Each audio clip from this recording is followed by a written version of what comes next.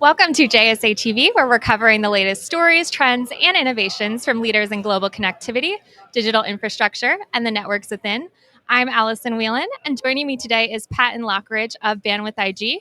And today we're going to be chatting a little bit about dark fiber across key U.S. data center markets. So, Patton, welcome. Thank you so much for joining me. Thank you so much for having me. Of course. So, Bandwidth IG is one of the fastest growing pure play dark fiber companies in the US with networks in all of the key markets. Can you tell us more about your networks and why you've chosen those specific markets? Sure. Networks and markets. I think start with the networks. I think it's relevant to explain the way that we've, like the physical asset, the Right. way that we've built it, and then explain kind of where we take it, because I think it's a little bit different than what we typically see in the market. You mentioned we're pure play dark fiber infrastructure provider, and that is true. And thus, we have a set of customers that are really the largest consumers of bandwidth in the world. That's naturally going to be who demands dark fiber. So they're pretty peculiar about the way that they want their networks built, I'm as sure. you can probably imagine. So if you go into a big network, Bandwidth IG market, and you look at the asset, it's going to be built almost exactly the same in every market that we're in. It's 100% underground. It's essentially maxing out conduit and duct packages in the right of way, pulling large high count cables, so trying to solve for scalability. And we'll do it in right of way that we procure and that we build in, that's typically unique and typically different from some of the incumbents that already exist in that market. That's how we think we add value. So it's really truly purpose built. Absolutely. There's definitely that value and scalability. It's That's key. right. Yep, that's what we're after. And then the markets. Why are we in the markets that we're in, and why are we going to the markets that we're going to? Naturally, a lot of these customers that we work with, they're in the data centers, right?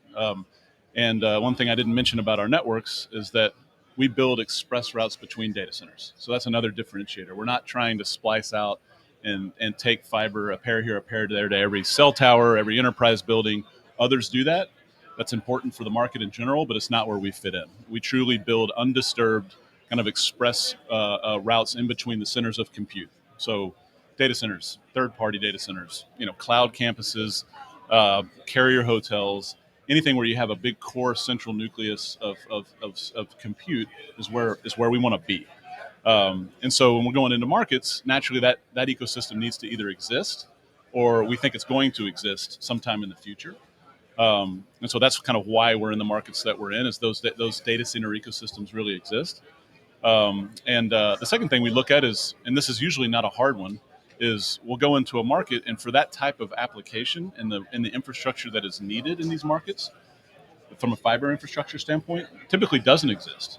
And so that's important for us. If it doesn't exist, we want to be there to make it available to our customers. Every market has fiber, but it's not all built equally. It's not all built the same way. It's not all built the way that our customers need it. And so Right. that's our network, and that's why we go where we go. Strategic targeting there. That's right. Yeah. And dark fiber is such a critical piece of the network pie. How are things like cloud computing and AI, which I'm sure we'll talk about all week here at Metro Connect, but things like AI contributing to the need for more dark fiber? Yeah, well, that's everything to us, right? Obviously, cloud computing happens in the data center, and so it's those customers that we partner most closely with, and so yes, they are driving the dark fiber industry. I think you've got four major cloud providers, right? Their trajectory has been steep and to the right for years, right? And that's just for cloud computing. Right. And so we're a big part of helping them solve that. And there's many private cloud providers and others that we work with as well. I think the second part of that question is kind of how it's changing and how it's giving rise to more demand. Let's just talk AI. Right. Because cloud computing's been happening for a while. AI in recent 12, 24 months, there's absolutely unprecedented demand for compute, space, power, to solve this. Just kind of like, I can't think of a better word than unprecedented in terms of the amount of demand that we're seeing for data centers, space, and power. And with that, it's going to require more fiber, because because these facilities demand so much power. Everybody's only talking about power, power, power. Right. And that's driving a lot of these developers and these hyperscalers and so forth out of a traditional metro and into more kind of semi-rural, kind of deep suburbia, And so that I think kind of the way that it's contributing to more development in dark fiber and changing that is it's no longer just sitting in the middle of the metro where fiber was considered fungible. It's just sort of around. Right. That's not the way it is anymore. It's now, way outside of the metro. The worst thing you can do is build a big 100 megawatt facility and then not have fiber to it. So we're spending a lot more time way in advance of these developments with our data center partners, our hyperscale partners, and those that are interested in driving this development to ensure that we're getting multiple routes built the way we build it out to these new locations that haven't existed before. Absolutely. So Fiber is key. yeah. AI just doesn't happen on its own, right? No, I don't think so. Yeah. No. And to talk about markets a little bit more, last month you announced a big network expansion in San Francisco. Congratulations, by the way. So exciting for your team.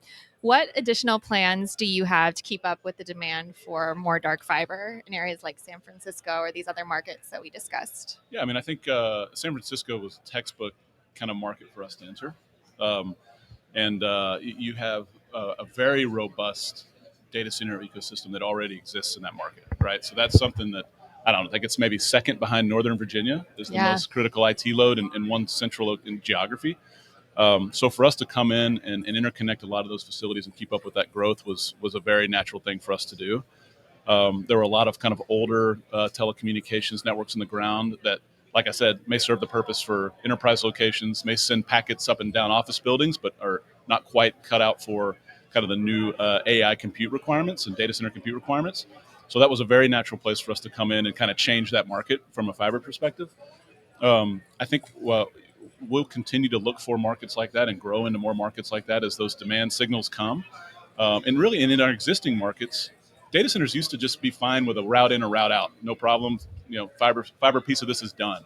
That's totally changed now. You're seeing tenants of these data centers say, no, I need 3 routes, I need 4 routes, and not just entrances that are unique, but actual paths through the metros that are completely unique from a tertiary or even a quadriary, whatever word that is, 4 routes to solve kind of their minimum requirement. So that's kind of what we're up to. Well, you guys are definitely busy, and congratulations again on the growth. It was great getting to catch up with you and see you. And thank you, viewers, for tuning in to JSA TV. Thanks a lot.